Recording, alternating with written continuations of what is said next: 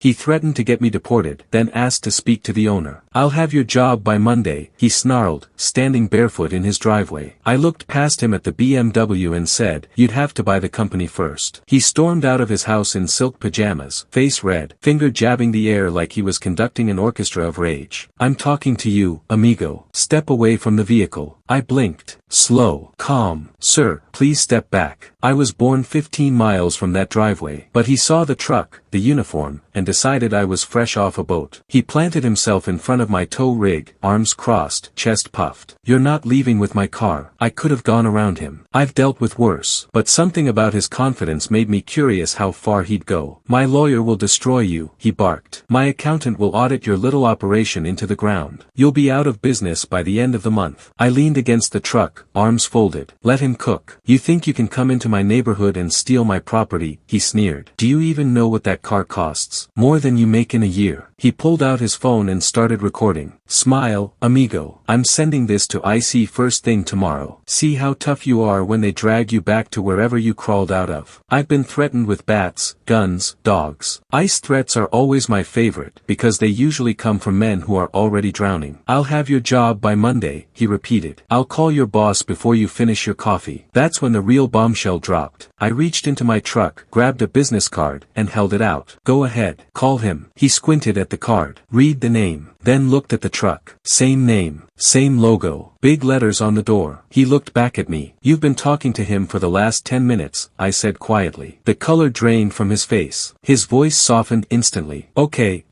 let's slow down. I think we got off on the wrong foot." I didn't respond. "I had a rough night," he said, suddenly friendly. "Businessman to businessman, you understand. 30 seconds ago, I was a landscaper who didn't speak English. What's it gonna take to make this go away?" He pulled out a money clip, hands shaking. 500. Cash. "You leave, I keep the car." He added more. 1,000. Final offer. I let him hope, then shook my head. 6 months ago, you could have made a payment. Tonight, you threatened me and tried to bribe me. The car's going. "There's been a misunderstanding," he whispered. "Has there?" A patrol car rolled up, lights flashing. The officer stepped out. "What's going on?" "He's stealing my car," the guy snapped. I handed over the paperwork. The officer scanned it. "This is a lawful repossession, sir." "Step back." They ran a sobriety test. He failed. Breathalyzer 2. I watched him get cuffed while I secured the BMW. Hostile recovery. Police involvement. Maximum fees. The next morning, my dispatcher asked why I was smiling. I told her it was a good night. "So tell me, was I wrong for letting him talk himself into losing everything, or did he earn every consequence himself?"